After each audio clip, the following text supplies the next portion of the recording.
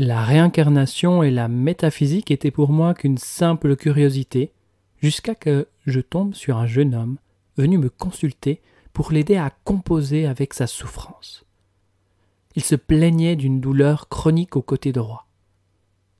Au cours de l'une de ces sessions, il a comparé sa douleur à celle provoquée par un coup de poignard. Cherchant à découvrir l'origine de cette image, nous sommes remontés jusque dans une vie passée, du temps de la Première Guerre mondiale. Il était alors soldat en France et avait été tué d'un coup de baïonnette au côté droit. À la suite de cette révélation, nous avons réussi à totalement éliminer la douleur. Extrait de Souvenirs de l'au-delà du docteur Michael Newton. Bienvenue sur l'épisode 002 de Croissance intérieure. Ici Bastien Palmilla, éveilleur de conscience, et j'accompagne des hommes et des femmes à se libérer instantanément de leurs blessures et réactivités émotionnelles pour devenir de plus en plus eux-mêmes avec la méthode libre. Croissance intérieure, c'est le podcast qui t'aidera chaque semaine à grandir un peu plus intérieurement en te proposant des pistes de réflexion, des citations, des points de vue, des expériences et des prises de conscience. Alors prends une profonde inspiration et c'est parti. Dans cet épisode, je vais te partager un sujet qui me tient très à cœur. Tu l'as compris, ça parle de réincarnation, ça parle de vie antérieure, effectivement. Il s'agit des vies antérieures et de leur impact sur ta vie actuelle.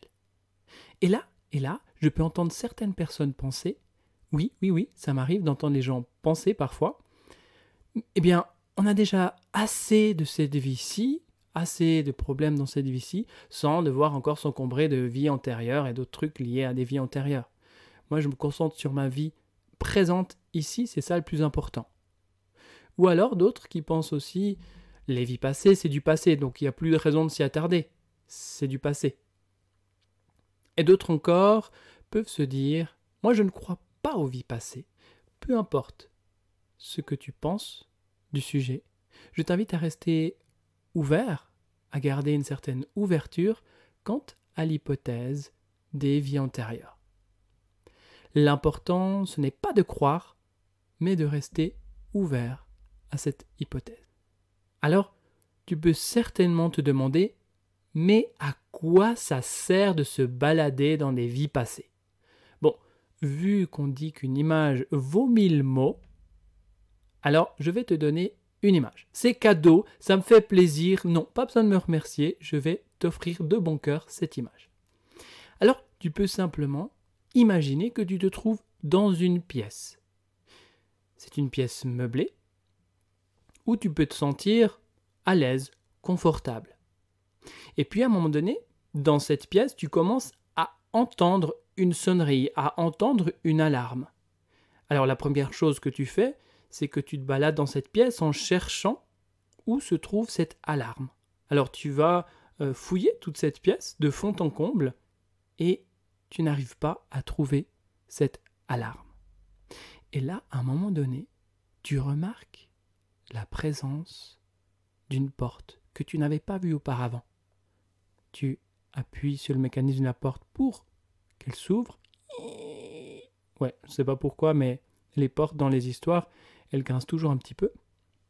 Et tu découvres une autre pièce. Et alors que tu entres dans cette nouvelle pièce, eh bien, tu entends que le bruit de l'alarme est encore plus fort.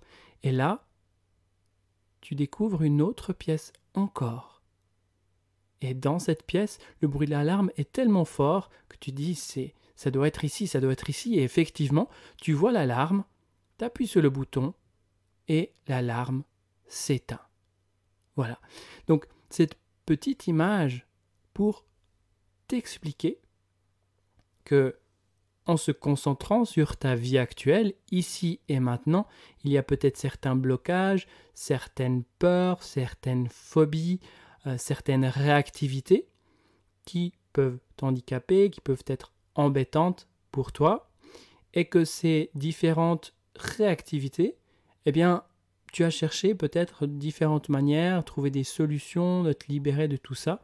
Et en fait, il n'y a pas de possibilité ou tu ne trouves pas exactement comment faire pour démêler tout ça.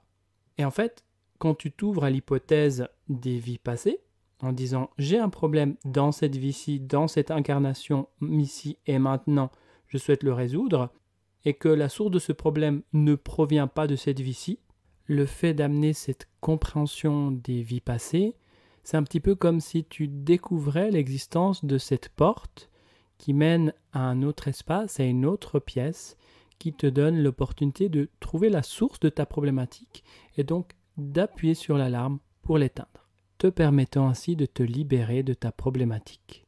Dans l'ici et maintenant, on va dans une vie passée, on libère ce qui a libéré pour revenir ici et maintenant. Alors je vais te donner un cas concret. Martine, prénom d'emprunt en espérant que Martine ne m'en voudra pas trop d'avoir utilisé son prénom comme prénom d'emprunt. Bon, Martine vient consulter. Et elle a un gros problème. Depuis à peu près toujours, elle a une grande difficulté à faire confiance aux autres, en ses amis, en sa famille. Donc cette difficulté commence et a déjà commencé avec ses parents. Et c'est pour elle très compliqué de faire confiance à ses parents. Et vu qu'elle est jeune, qu'elle habite encore avec eux, ce souci l'handicape au quotidien.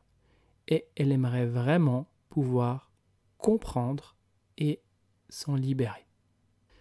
Nous faisons donc une régression sous hypnose.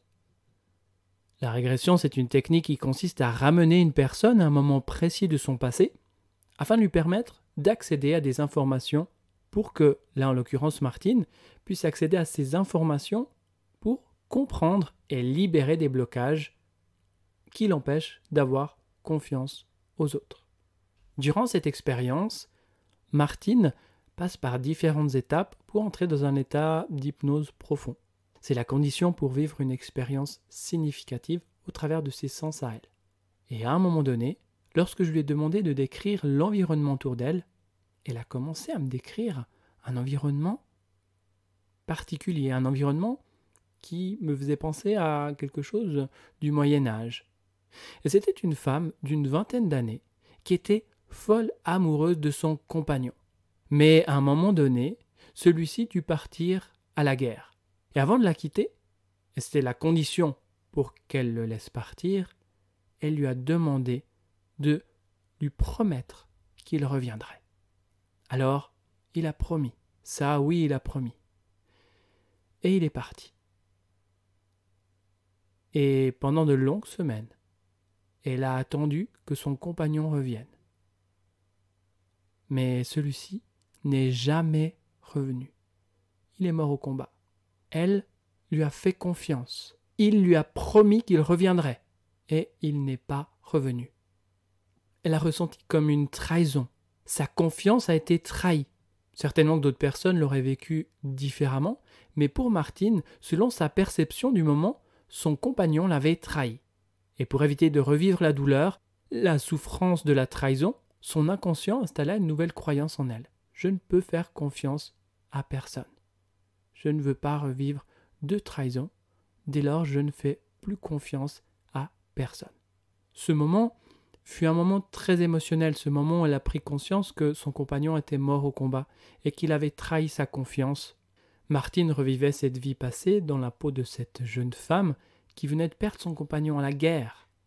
Je me rappelle qu'il y a beaucoup de larmes qui ont coulé et elle avait aussi passablement de colère par rapport à cette expérience-là. Et ce moment particulier de la séance lui a permis de lâcher toutes ces charges émotionnelles liées à cette expérience de vie passée, liées à cette blessure de trahison. Sachant que la croyance « je ne peux pas faire confiance aux autres » était intimement liée à la blessure de trahison. Donc en se libérant de cette blessure émotionnelle, elle s'est aussi libérée de cette croyance. Quelques semaines plus tard, j'ai eu de ses nouvelles.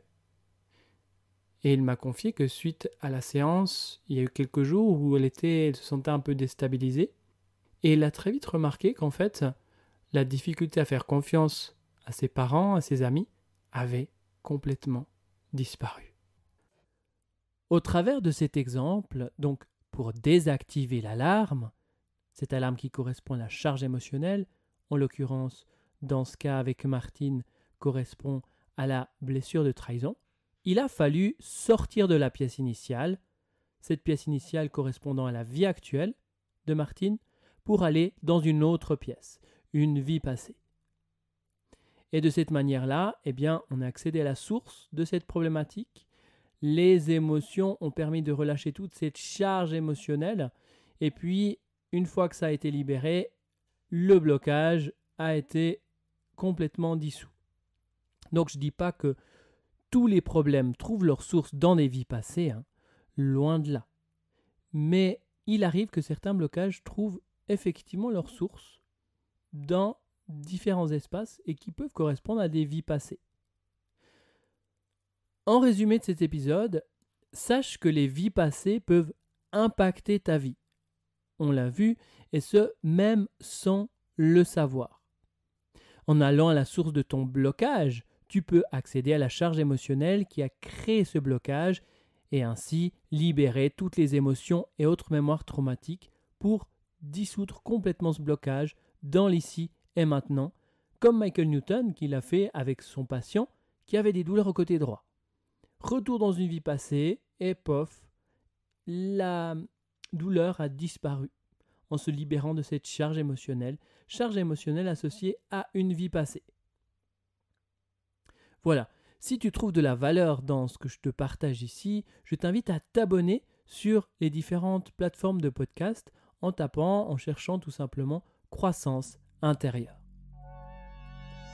Dans le prochain épisode, je vais te parler de confiance en soi, comme on t'en a certainement jamais parlé. Je vais t'expliquer à quoi sert le manque de confiance en soi. Oui, parce que le manque de confiance en soi sert à quelque chose, a une raison. Pourquoi, à mon avis, alors qu'on entend un peu partout que c'est important de développer la confiance en soi, et pourquoi je ne suis pas OK avec cette idée-là, et que tu peux retrouver ta confiance en toi, non en développant des compétences, en ajoutant quelque chose, mais en enlevant quelque chose qui te bloque. On se retrouve avec grand plaisir dans le prochain épisode, et d'ici là, et jusqu'à notre prochain rendez-vous, au travers des différents événements et situations que tu vis, continue sans cesse de croître intérieurement. Merci.